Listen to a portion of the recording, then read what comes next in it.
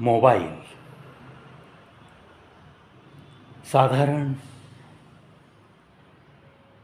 22 ते 23 वर्षापूर्वी आपल्याकडं जवळपास सर्वांकडे मोबाईल येणं याची सुरुवात झाली. त्यानंतर मग हळूहळू छोटे मोबाईल लुप्त झाले आणि स्मार्टफोन सगळीकडे दिसू लागले. राहणीमानाचा स्तर थोडा थोडा उंचावत गेला आणि मग प्रत्येकाच्या खिशात हा स्मार्टफोन दिसू लागला. अँड्रॉईड दिसू लागले. आजकाल तर एका घरामध्ये प्रत्येकी एक मोबाईल हँडसेट नक्की आहे. काही काही परिवारांमध्ये एकेका व्यक्तीकडे 2-2 हँडसेट नक्की आहेत. थोडक्यात काय की ही क्रांती जी घडली मोबाईलची, त्यानंतर अनेक स्थित्यंतरं होत होत आज हा जवळपास 22-23 वर्षाचा कालावधी लोटला. मग मोबाईलला टच न करता ब्ल्यूटूथ वापरून कॉल घेणं, गाडी चालवतानासुद्धा या ब्ल्यूटूथचा खूप उपयोग. हँडसेट धरावा लागत नाही. ब्ल्यूटूथ ऑन केलं, कानाला तुम्ही ब्ल्यूटूथचं युनिट लावलं, त्याचं बटन ऑन करून आलेला कॉल तुम्हाला समजतो, बोलू शकता, तुमचा आवाज पलीकडं ऐकू जाऊ शकतो. आता माझे काही वकील मित्र आहेत जे कधी कामानिमित्त कार ड्राईव्ह करत असतात, कधी मोटरसायकल ड्राईव्ह करत असतात. पण पक्षकारांचे फोन त्यांना येणं हे अव्याहत कधीही कोणताही पक्षकार फोन करू शकतो आणि it is nothing but part of business. तुम्ही जर पक्षकारांचे फोन उचलू शकला नाहीत, तो एकदा दोनदा कारण तुमचं ऐकेल, मी गाडीवर होतो, मी गाडी चालवत होतो. पण त्या पक्षकाराला जर तुम्ही रिस्पॉन्स नाही दिला तर तो तुमचा पक्षकार तुमच्या हातातून निघून जाण्याची दाट शक्यता असते.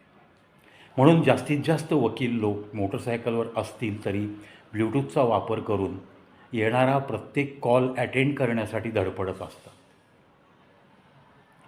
ठीक आहे, it is nothing but a perfect use of modern technology असंच मी म्हणतो. आणि ते तुमच्या तब्येतीच्या दृष्टीने हितावह आहे. प्रत्येक वेळेस मोबाईल कानाला लावून तुम्ही जर असे 100 कॉल अटेंड करत असाल दिवसभरात, तर तुमच्या कानाजवळच्या ज्या व्हेन्स असतात, ज्या मेंदूकडे जातात, त्याच्यामध्ये या मोबाईलच्या वापरामुळं तुमच्या कळत न कळत असे काही बदल घडतात की त्या तिथल्या रक्तवाहिन्या आतल्या आत फुगायला सुरुवात होते. अर्थात एका मेडिकल प्रॅक्टिशनरच्या शब्दांवरून मी हे वक्तव्य करतो आहे. डेफिनेटली तो डॉक्टर जेव्हा अशी वक्तव्य करतो तेव्हा नक्कीच काहीतरी अभ्यासपूर्ण निवेदन असतं, हे गृहीत धरून मी पण थोडंसं सोशल अवेअरनेस म्हणून तुमच्या मनापर्यंत काही गोष्टी पोहोचवतो आहे. म्हणजेच कुठल्याही तुमच्या वरच्या खिशात किंवा पॅन्टच्या खिशात मोबाईल ठेवणं हे सुद्धा धोक्याचं आहे असंही सिद्ध झालं आहे.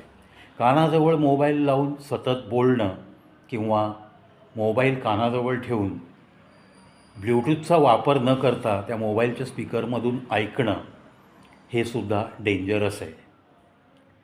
त्यातल्या त्यात रात्री मोबाईल चार्जिंगला लावल्यानंतर आपल्या उशाजवळच तो चार्जिंगचा पॉईंट असणं आणि हँडसेट उशीच्या आजूबाजूला ठेवणं हे सुद्धा अतिशय घातक आहे, हे अनेक उदाहरणांती सिद्ध झालं आहे.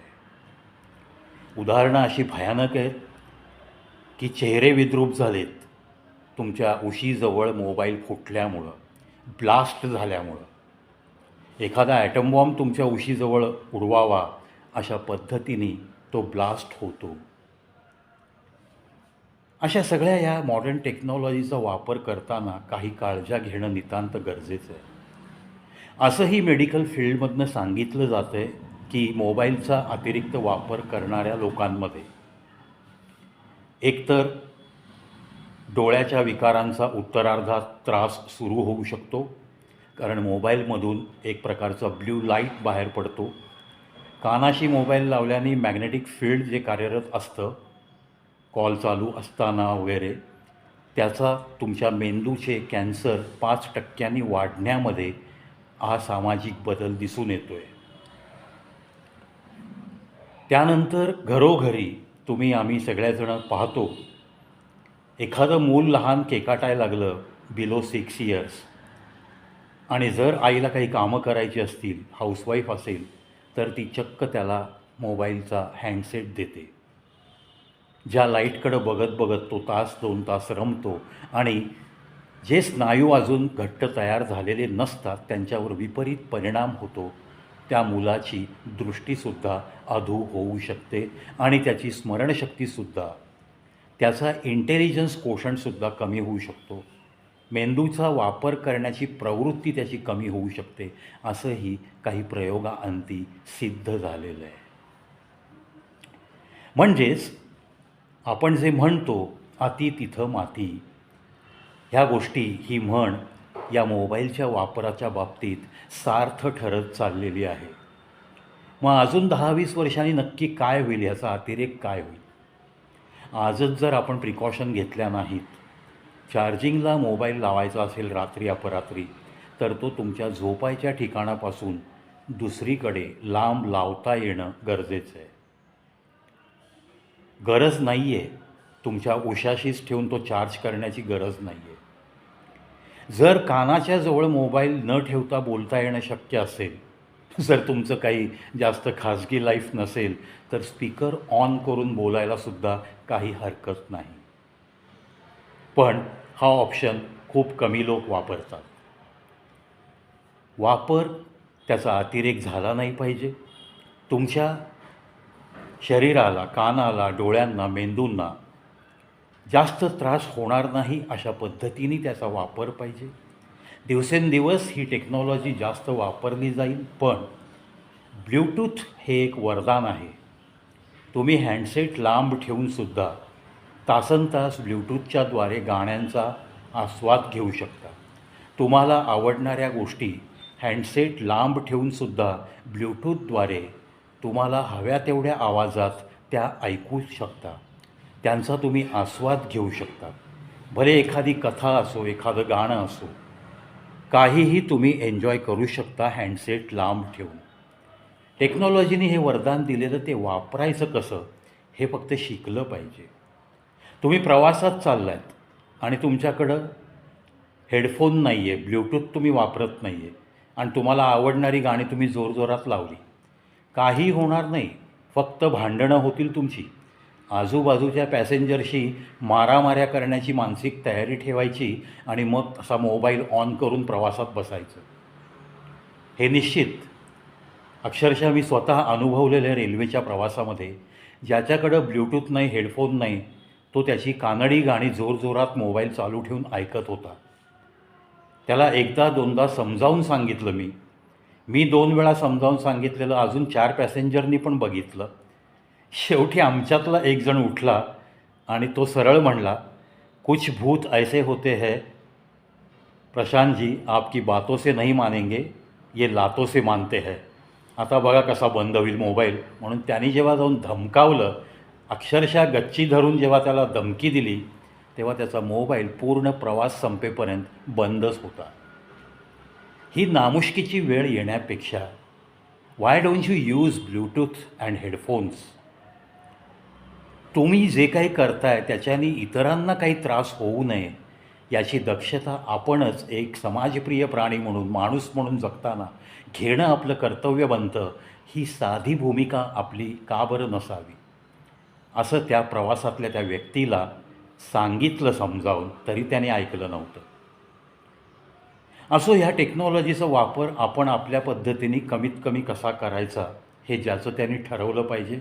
अदरवाईज येत्या 10-20 वर्षात खूप मोठं संकट या समाजावर वाढवून ठेवलेलं आहे. ब्रेन कॅन्सर हा वाढत चाललेला आहे. खिशात मोबाईल ठेवल्याने तो जो काही वेव्ज कॅच करत असतो, त्याचा दुष्परिणाम कुठे ना कुठे तुमच्या किडनी आणि लिव्हरवर तोही होऊ लागला आहे, असं मेडिकल प्रॅक्टिशनरला निदर्शनास येऊ लागलेलं आहे. या गोष्टींचं पर्सेंटेज, टक्केवारी दिवसेंदिवस वाढत चालली आहे. म्हणूनच हा एक थोडासा सामाजिक प्रश्न मला योग्य वाटला तुमच्या कानापासून मनापर्यंत पोहोचवणं. म्हणून प्रत्येकाकडंच मोबाईल आहे.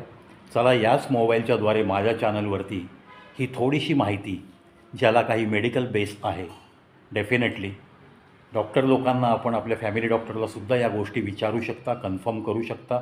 It is happening nowadays. हे घडतं आहे तुमच्या अवतीभोवती. त्या गोष्टीची शिकार तुम्ही स्वतःसुद्धा होऊ शकता, तुमच्या कुटुंबातील लहान मुलंसुद्धा होऊ शकतात. त्यामुळं वेळीच आवरा. 6 वर्षाच्या आतल्या मुलांना तो रडतो आहे, तो केकाटतो आहे, तो हट्ट करतो आहे, तो माझ्या कामात मध्ये येतो आहे म्हणून त्याला हँडसेट हातात देणं, ही प्रवृत्ती कमी झाली पाहिजे. मुलांच्या मोबाईलच्या वापराकडं, स्क्रीन टाईम ज्याला म्हणतो आपण, त्याच्याकडं कटाक्षाने लक्ष दिलं पाहिजे. 20 वर्ष वय होईपर्यंत आपल्याला या बाबतीत जपावंच लागतं. त्याच्यानंतरही जपावं लागतं, पण त्यानंतर थोडेसे तुमचे सर्व स्नायू बळकट तयार झालेले असतात. त्यामुळं ते पर्सेंटेज कमी होऊ शकेल. परंतु डोळ्याचा जर भाग घेतला आणि मेंदूचा जर भाग घेतला तर या मोबाईलच्या ब्ल्यू लाईटमुळं तुम्हाला नक्कीच काही ना काही हार्म पोचू शकतो, हानी होऊ शकते. याची दक्षता घेत आपण या मोबाईलचा वापर कसा रेस्ट्रिक्टेड करू, कसा कमीत कमी आपण वापर करू शकू, याच्याकडं प्रत्येकानेच लक्ष दिलं तर आरोग्यावर विपरीत परिणाम न होता मॉडर्न टेक्नॉलॉजीचा आपण योग्यरित्या वापर करत आपलं जीवन अधिक सुसह्य बनवू शकतो. मित्रांनो, थोडंसं ज्ञान या मोबाईलच्या, या अँड्रॉईडच्या जमान्यात, या हँडसेटमध्ये काय फंक्शनिंग होतात, कशा 2 फ्रिक्वेन्सी एकत्र येऊन मॅग्नेटिक फील्ड तयार होतं आणि ते तुमच्या हँडसेटपर्यंत येतं आणि मग तुम्ही त्याचा वापर करू शकता, हे सगळं जाणून घेऊन त्या फ्रिक्वेन्सीचा, त्या मॅग्नेटिक फील्डचा आपल्या मानवी आरोग्यावर नक्की परिणाम काय होतो, याबाबतचं नॉलेज हातातल्या मोबाईलमध्ये गुगलवर जाऊन तुम्ही सर्च करू शकता. तुम्हाला नक्कीच त्याच्यामध्ये तथ्य आढळेल. म्हणूनच चला सावध राहूयात, जपून वापरूयात. आपल्या लहानग्यांना जपण्यासाठी आपण आधी ज्ञानाचे कण, या बाबतीतले सर्व ज्ञानाचे कण गोळा करू आणि त्याप्रमाणे त्यांच्या आयुष्याची रूपरेषा आखून देण्यासाठी मदतीस धावून गेलंच पाहिजे आपल्याला. अदरवाईज इथून पुढचा जो समाज आहे, आज जी 2 वर्षाची, 3 वर्षाची बालकं आहेत, त्यांच्यावरती खूप मोठी संकटं 20 वर्षाच्या आत ओढवू शकतात. कारण येत्या 10-20 वर्षात ही क्रांती अजूनही झपाट्याने याच्यामध्ये खूप प्रगती होणार आहे आणि त्याचे विपरीत परिणामसुद्धा तितकेच जास्त होत राहणार आहेत सोसायटीमध्ये. म्हणूनच हा व्हिडिओ आवडल्यास नक्की एकमेकांना शेअर करा. कॉमेंट बॉक्समध्ये आपली मतंसुद्धा नक्की नोंदवा.